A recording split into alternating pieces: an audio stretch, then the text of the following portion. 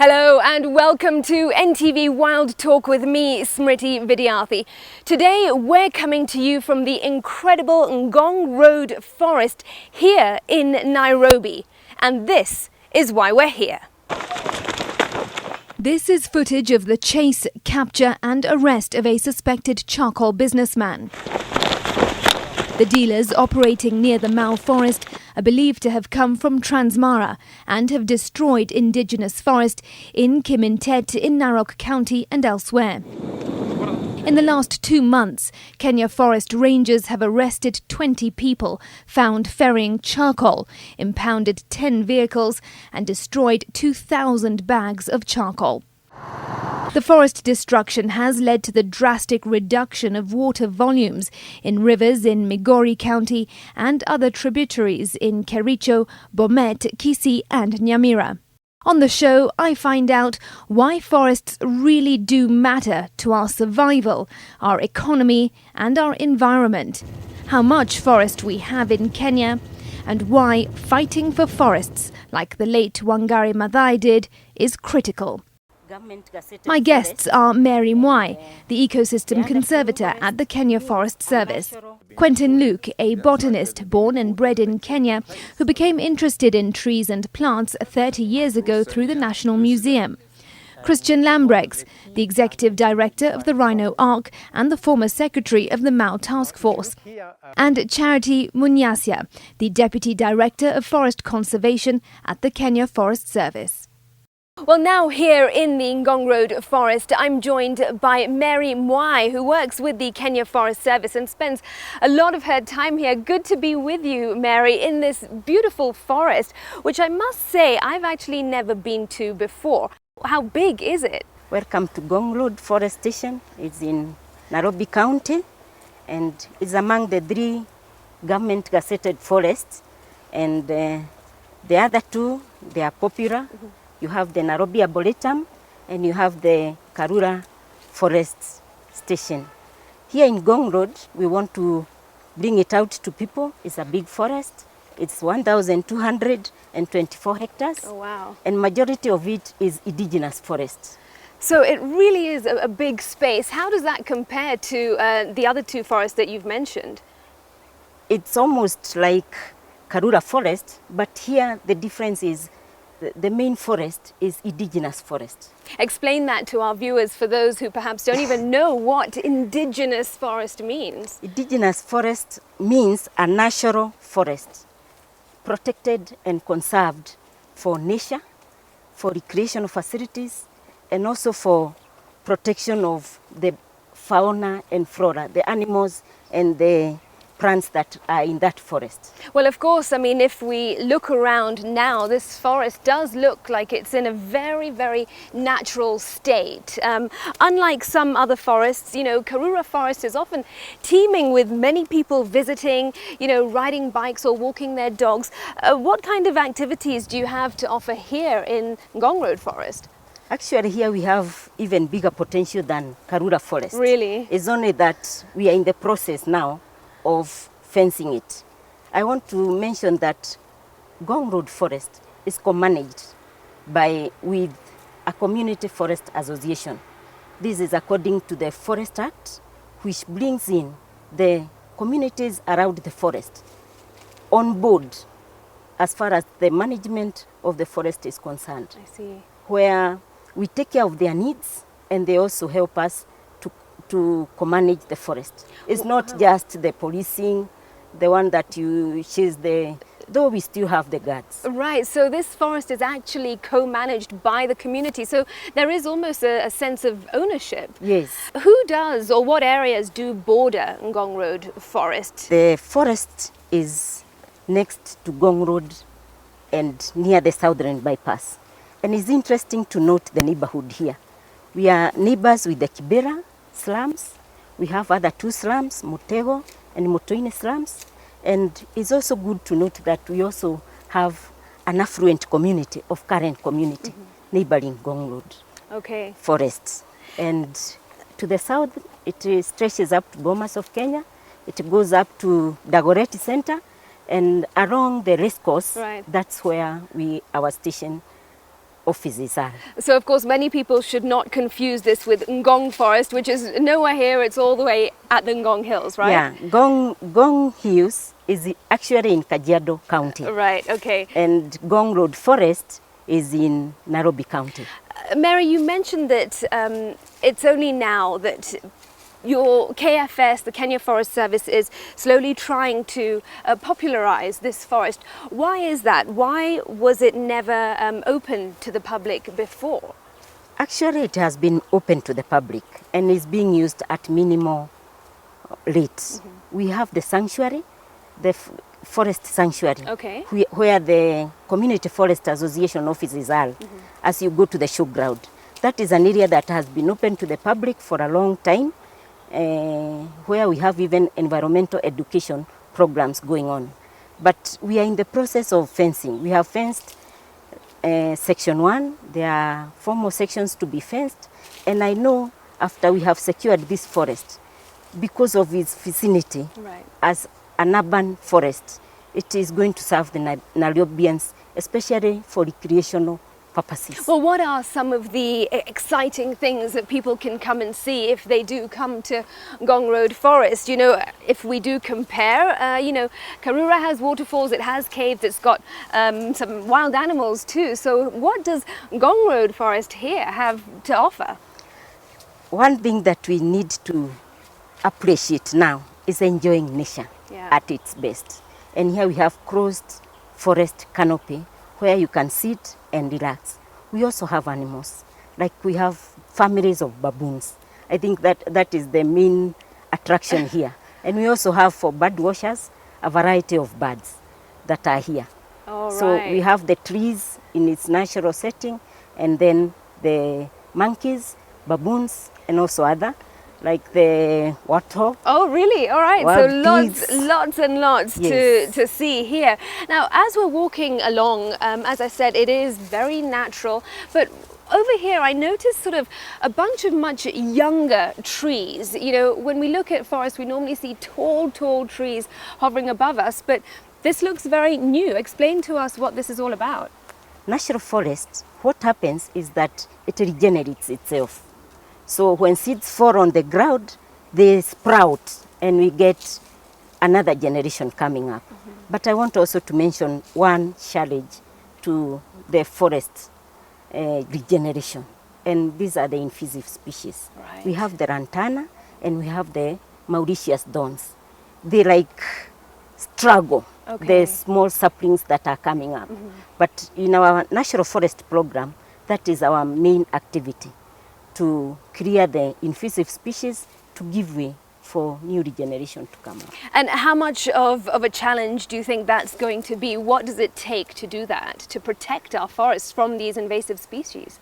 I think if we consistently keep on clearing them, once the saplings come up, then the invasive species will not get space to regenerate. Okay. So we get our natural forests intact. All right, and Mary, what are your hopes when it comes to Ngong Road Forest? Because you mentioned that, you know, now you're encouraging people to come on board, come and visit this forest. So say within 6 months to a year, what do you expect of this forest? This forest, even previously, we don't have very major illegal activities.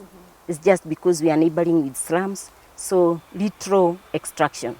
But what we are looking forward to is, even because of bringing the communities on board, working with them together, getting them to understand the need for this forest, and that we can even get more from this forest other than that pole that they get out of it. So I know we are going to work together with the communities because they are on board.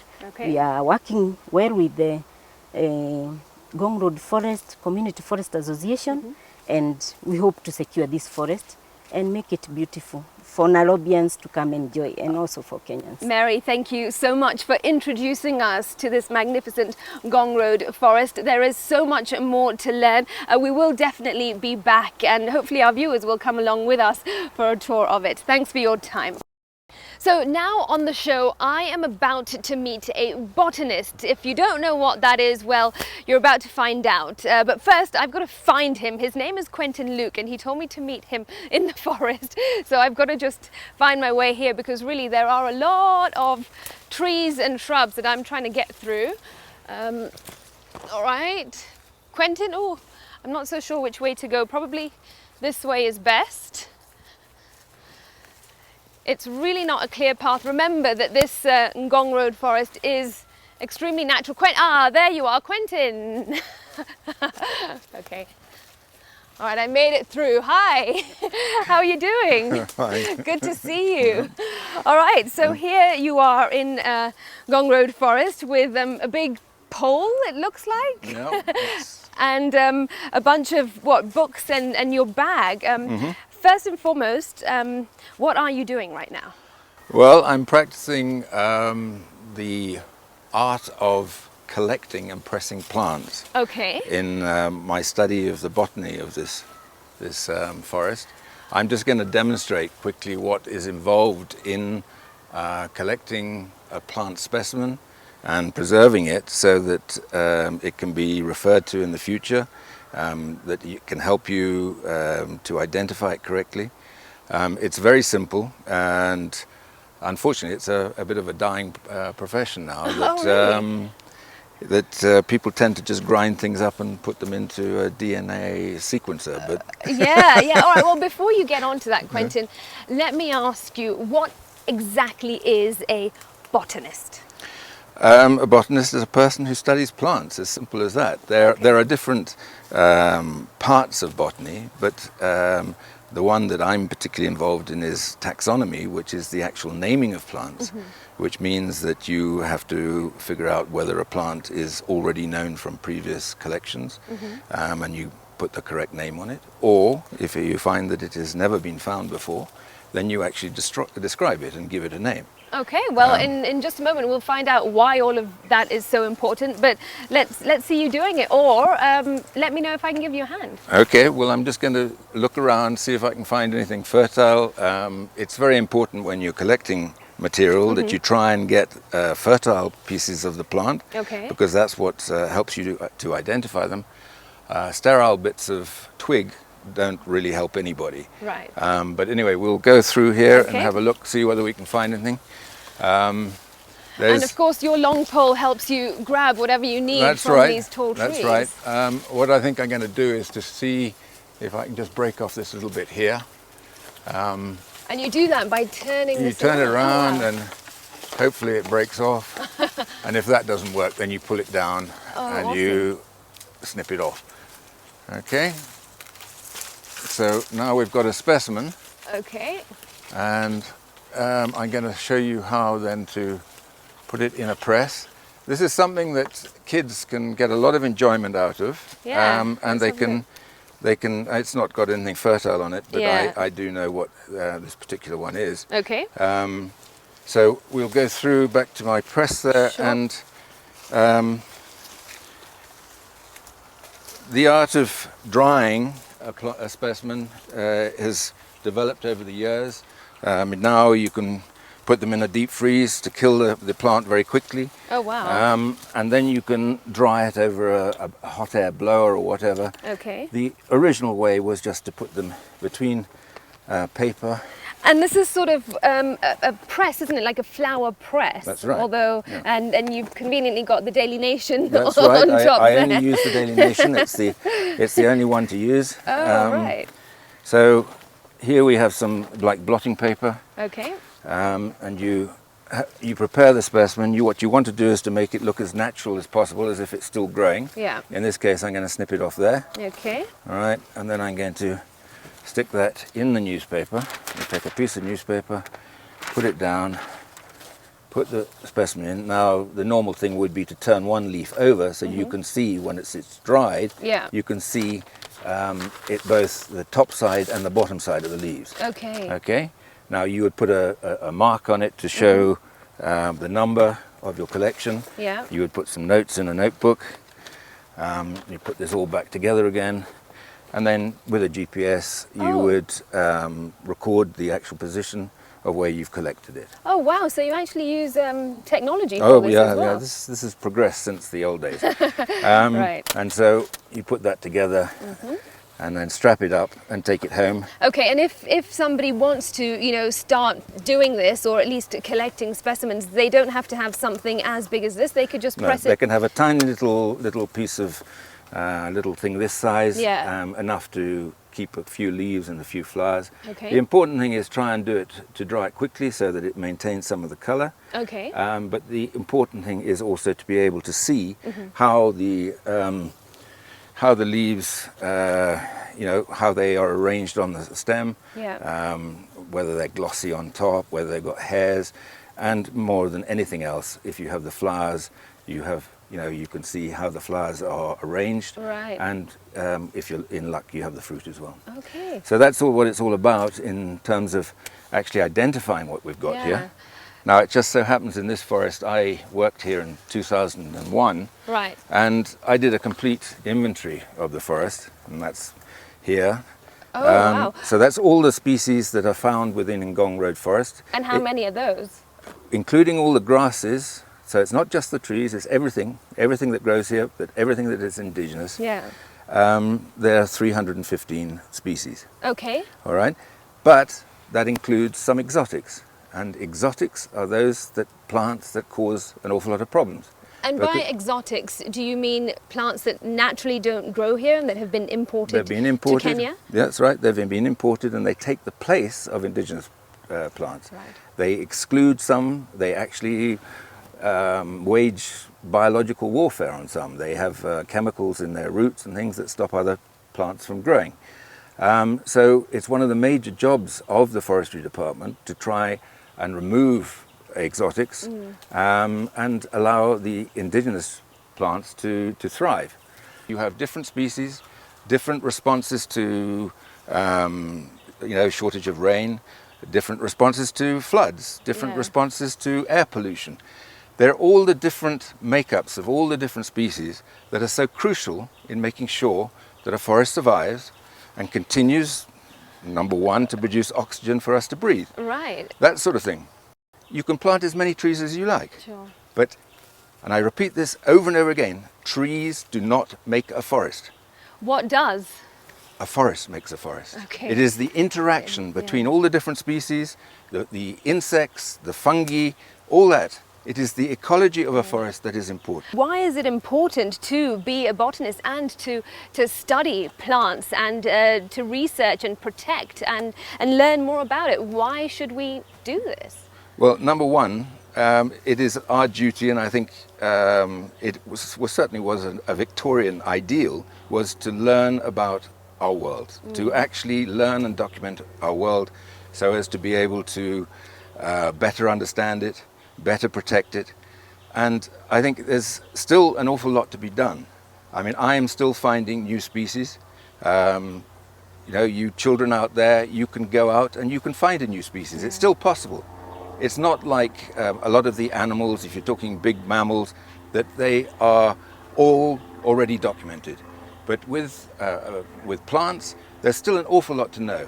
You go to the Congo Basin, there are trees there that no one has described. Really? And it is knowing the trees, knowing what they can do, knowing how they can serve mankind, and also the fact that they are part of our world. What can people do in their own back gardens or, you know, some patch of grass and trees nearby to contribute?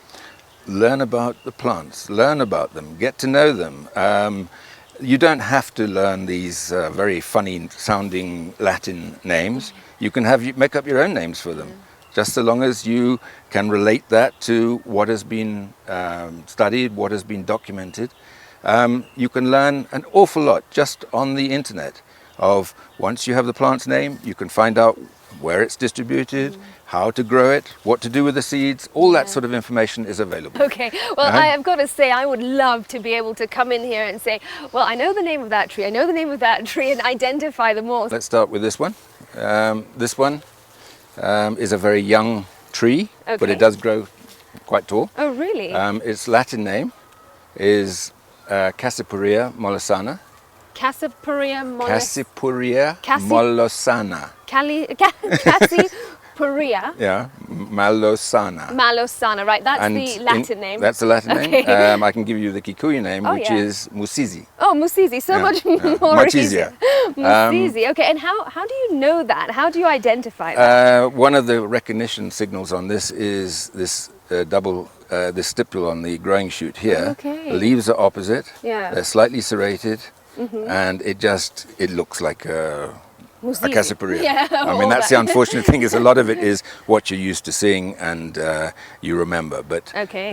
that's a Musizi. All This right. one behind me here, this one with a scaly trunk there, it's very easy to pick out in the forest, but you just have to look at the trunk. You don't have to look up there. Ah, okay. With this sort of mottling like this, this is a thing called Rawsonia lucida. Okay. And Rawsonia this lucida. has Okay. edible fruits when they're ripe. There's actually one up here, but it's not ripe yet. There's a Where? little fruit there on the end. Ah, yes. Yeah, I see that. When that's ripe, you can break that open and eat the inside. Oh, of it. and people actually eat that? Yeah, they do. Oh, awesome. If only it was ripe. Okay, great.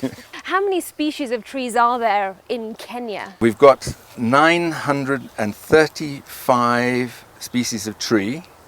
That is excluding all the exotics. All the ones that have been brought in from Australia, from Canada, from Australia, from America. The ones that actually originate from here are 935. All right, Quentin, thank you so much for your time on NTV Wild Talk. Much appreciated. Right, thanks.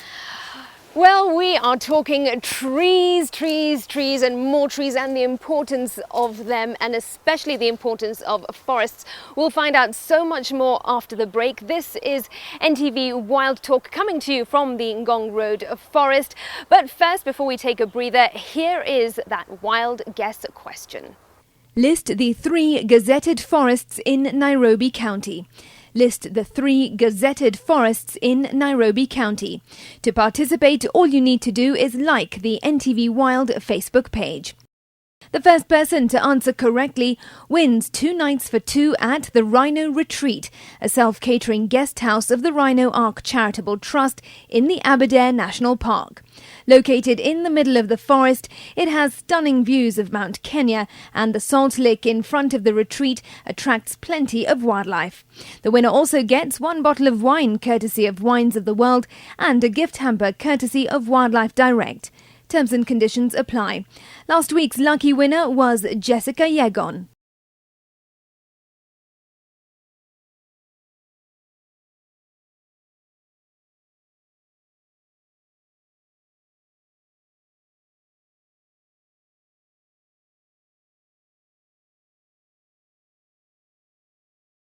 Welcome back to NTV Wild Talk with me, Smriti Vidyarthi.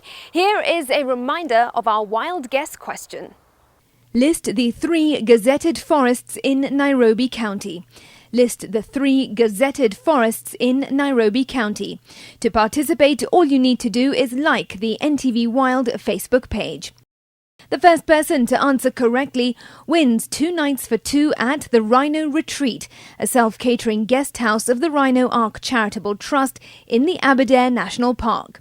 Located in the middle of the forest, it has stunning views of Mount Kenya, and the salt lick in front of the retreat attracts plenty of wildlife. The winner also gets 1 bottle of wine courtesy of Wines of the World and a gift hamper courtesy of Wildlife Direct. Terms and conditions apply. Last week's lucky winner was Jessica Yegon. So we're still here in the Ngong Road Forest, and now I'm about to speak to a man who knows so much about the importance of forests. That is Christian Lambrecht. Thanks for joining us. You've done so much related to forests, but you actually have a very different background. So what is it that got you interested in forests? But in Kenya in particular, you will notice that the bulk of the forests are located on 5 main mountain ranges. And those 5 main mountain ranges are actually the upper catchment of every single main river in the country. Right. So those forests are actually the water tower of the nation. So if we are to secure and to manage the water resources of this nation, we have actually to better manage our forest resources. And this is what actually has brought me in looking after those forests, initially on a voluntary basis, and then in my official capacity as a UN staff member, and now as the Executive Director of One. And Christian, what exactly is a forest? Because many people might just see a lot of trees gathered together and think, oh, there's a forest, or a few less trees, but still define that as a forest. So how do you really define a forest? That's a hard question actually, because if you look at it, there are probably hundreds, I believe close to 800 ways of defining a forest. 800 ways? 800. Okay. And of course it all depends about who you are, how you are looking at the forest. For everybody a forest means something different. And even in terms of forest density, what we call about the canopy cover, it might also differ substantially. If you live in Turkana, you will not see a very close canopy forest, a dense forest. You will have a semi-open forest. But for the Turkana, that is a forest. If you live on the foothills of Mount Kenya, the people living there see as forest the close canopy forest of Mount Kenya. So everybody is looking at forest in a different way. There is no doubt about that. But then I believe one of the big questions, in particular when it comes to the management of the forest and to achieving specific goals that the government can set for itself, like for example in Kenya, if you look at the constitution, we're talking about a target of 10% of tree cover. Kenya Forest Service is committed to increase the forest cover of Kenya.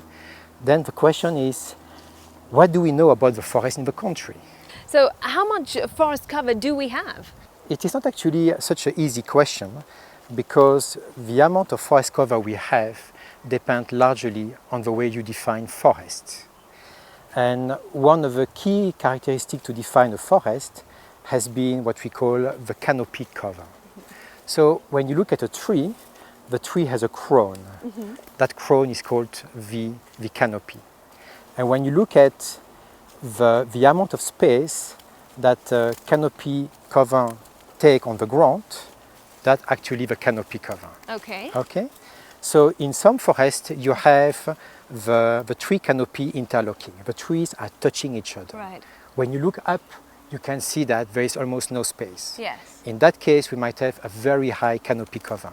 It may be 85%, 90%. So can we look around here and sort of... Now, if you look here in the back, and you can see all those trees together, and you can see that the crown of the trees are interlocking. All over there. And when you say the crown, as you said, the top of the trees are interlocking. So if you look at that small patch of forest, you may say that there is probably close to 100% of canopy cover. Okay? Now, if you look just on that side here, and you can see that many trees has been removed in the past, and you can see a big patch of sky.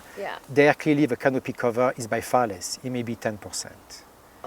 Okay?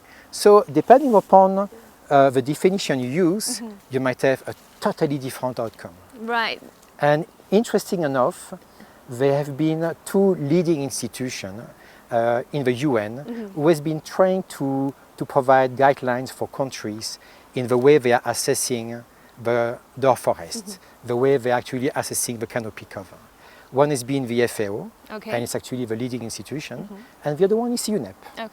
And they have been providing different threshold values. So a threshold value is a value of canopy cover below which we say there is no forest, and above which we say we have a forest. Okay? So to give you an example, according to FAO, if we have a 10% canopy cover, we have a forest. So what you see there will be actually defined as a forest. What you see there at large scale will be actually a forest. Now, UNEP came with a different definition, and it was a 40% threshold value. Very different. So if a canopy cover is less than 40%, there is no forest. If it is above, you have a forest. So Christian, then what does all this mean for Kenya? I mean, do we have enough forest cover? But yes and no, but it's still about how much do we have by the end of the day and how much do we need. So just to highlight a little the difference based on the definitions. Based on UNEP, we had only 1.7% of forest cover in the country. And this is the figure that the late Ngong has been using, because UNEP was considering a forest where the trees are much more closer together. If you look at the FAO definition, we have 4 times more forest in the country. Wow. So it is not that the country's forest is increased 4 times, it is just we use a different definition and we have a different figures. Now, do we have enough forest in the country? But I think there is nothing like a minimum value or a minimum percentage for a country to be stable. I think what is critically important is that the past country development and the future development of a country are depending upon ecological services provided by those forests. So what is critically important is to understand the dependency of our economic sector and our development and our well-being on those forests. And so those forests upon which we are depending has to be properly conserved. But the question is, are people understanding this? Do they realize the importance of forests? It's coming up slowly. For too many decades, forest has been taken for granted. Actually, they were being seen as idle land. And what are some of the threats? Talk to us about that. There are 3 main threats to the forest. One is probably of the past, but there are still 2 which are with us today. The first one has been the conversion of forest into other uses, in particular farmland.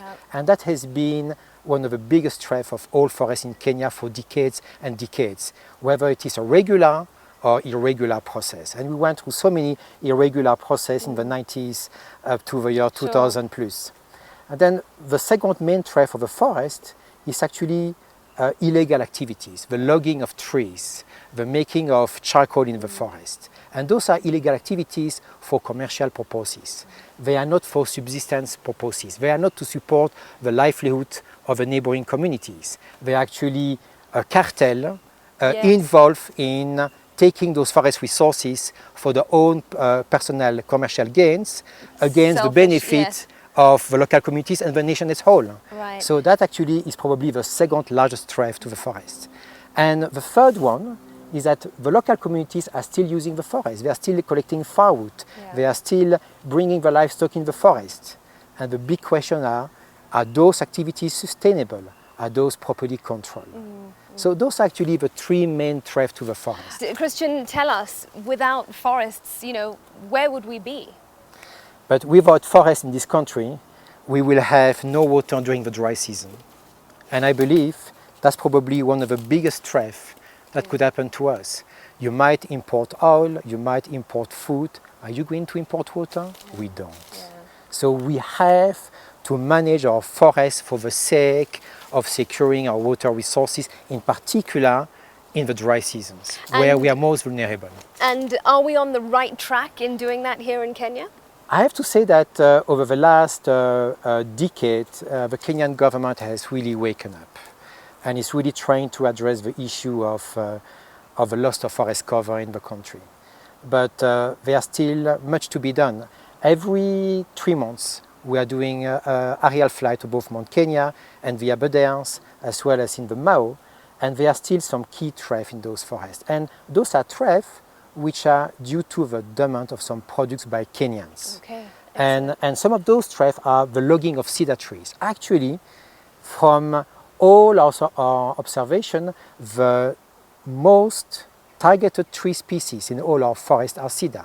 And cedar has been targeted to make fencing posts. We are dealing with a booming real estate development. People want to fence their land left, right, up and center.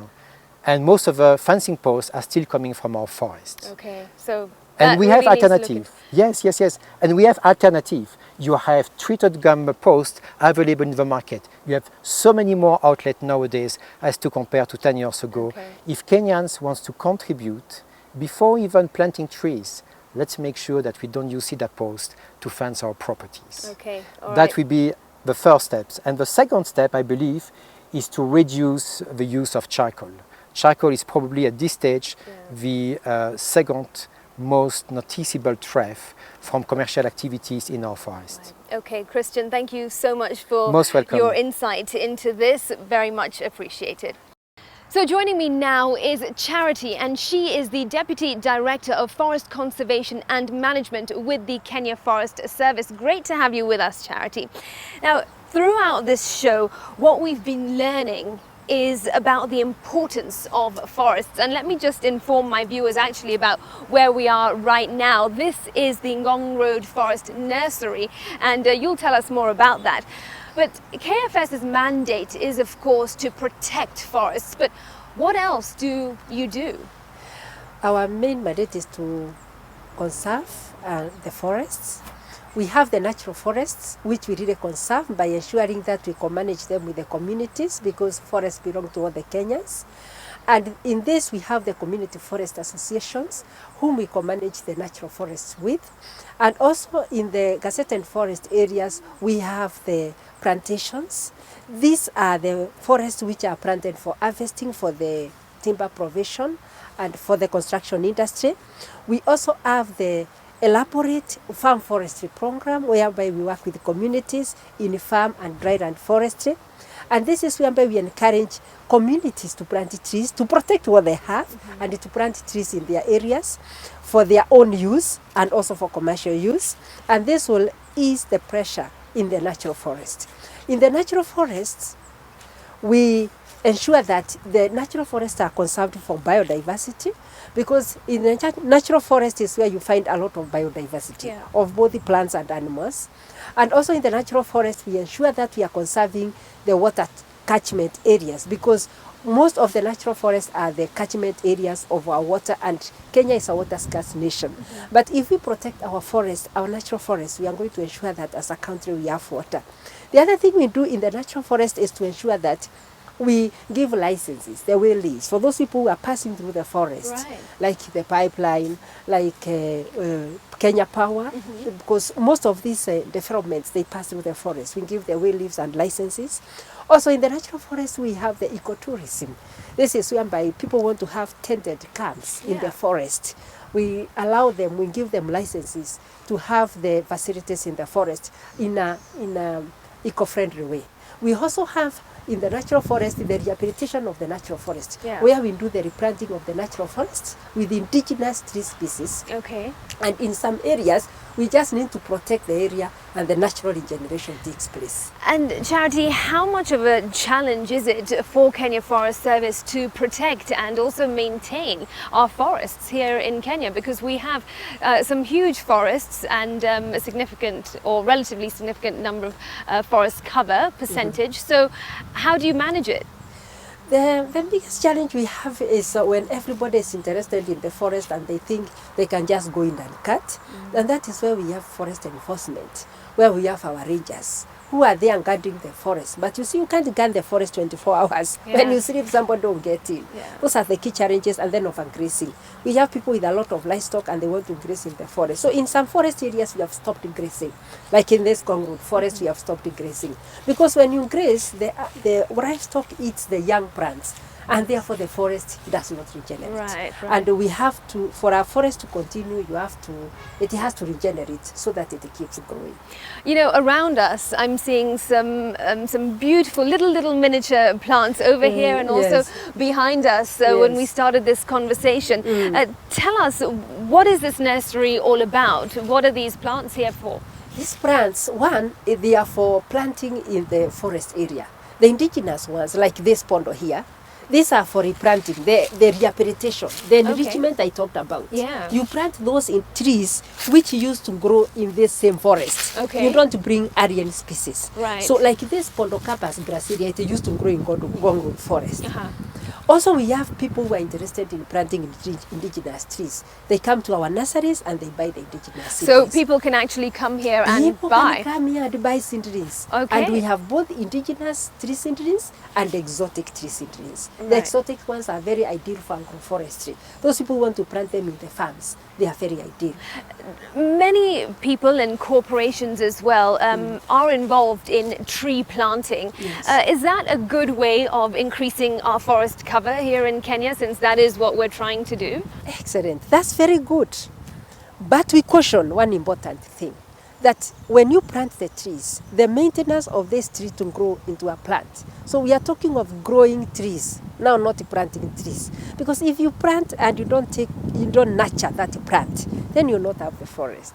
So we are encouraging everybody to grow trees, where you plant and ensure that you follow it to a particular size where it can grow on its own. Like in Karura Forest and Ngong Road Forest, because of the invasive species, we plant and maintain for 3 years.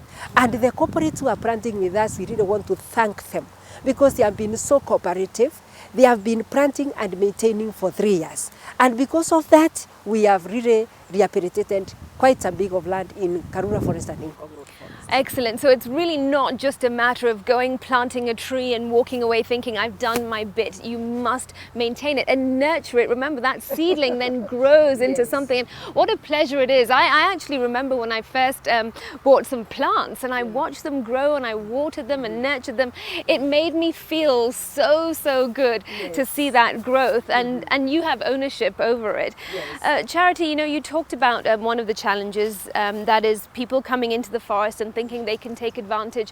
What action does the KFS take on any trespassers? What authority do you have to catch the culprits? We have the authority in the Forest Act 2005, whereby if you are caught in the forest after 6, you're supposed to be in the forest from 6 a.m.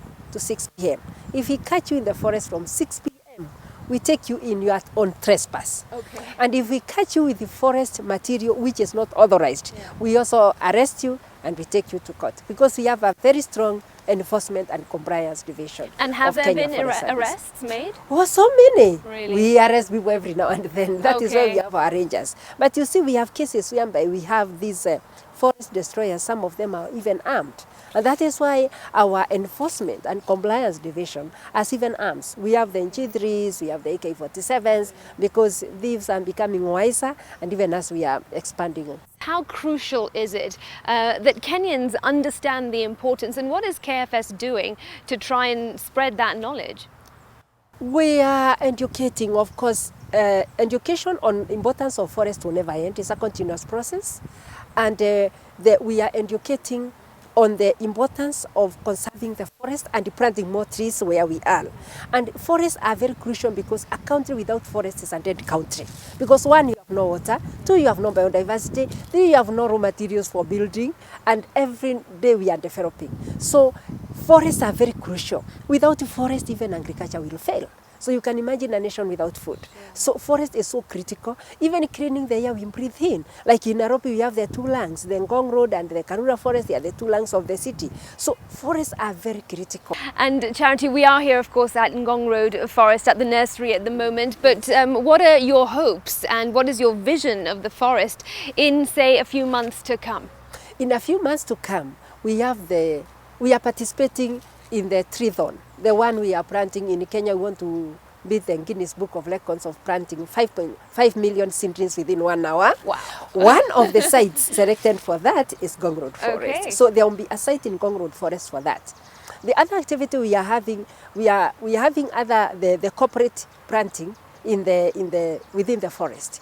Also, we are working with the Community Forest Association. We are going to have a Community Forest Association training in the next 6 months. Okay. But our biggest vision for Ngong Road Forest is to make it another Karura. And what then can your ordinary Kenyan that's watching or hears about this, what can they do to help and participate and make that difference? Every Kenyan has a responsibility. You plant a tree if you have a place to plant. If you do not have a place to plant, protect what you are seeing. That's the responsibility of all of us. Well, now you know that soon or even now you can access Ngong Road Forest. Do give it a try. It's a beautiful place. Well, that's it on NTV Wild Talk for my conversation about forests. And now we shift focus to our Wild Pick segment. Here are some of the photos that you sent in that demonstrate your love for nature. This is Emmanuel Adsango. He's at the Giraffe Centre here in Nairobi, enjoying nature, and he says that he was there just for his love of wildlife. And this is Joy Omolupi. She was at the Amboseli National Park. In this photo, she seems to be jumping for joy, and she says that she was there to celebrate World Elephant Day in 2015. She says we took 200 children from Kibera and Imbirikani schools to see the elephants. It was a day well spent. Then there's Peter Nzioki at the Kenya Wildlife Service headquarters. He was posing in front of the gate there and says he had gone to appreciate nature and enjoy the beauty of Kenya. On Mount Kenya, this is Simon Kanyiri. He was hiking up to Lenana Point and says that he was there exploring our beautiful country. And in the Tsavo East National Park, this is Mustafa Juma Mwinyi. He was posing and says that he was there to learn more about the environment and to get more knowledge. If you want your photos showcased on our Wild Pick segment, all you need to do is like our NTV Wild Facebook page. Just send in a photo that shows you celebrating nature via private message. Be sure to include your full name, tell us where the photo was taken, what you were doing and why. The Ministry of Environment, the Kenya Forest Service, various organisations and individuals are doing what they can to reform the forest sector and conserve forests. But as always, more can be done. You can play your part. Go out and visit the nearest forest to you. Plant a tree. Learn about the names of some of the trees that surround you. Or the very least you can do is show them some love. Give a tree a hug. That's it on NTV Wild Talk with me, Smriti Vidyarthi. Thanks very much for watching. We'll see you again next Tuesday, 10 p.m.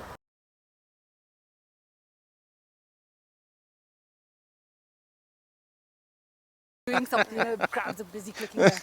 Oh, in your pocket? Is that going to... Will that show or should we clip it? Partners and individuals are doing what they can to...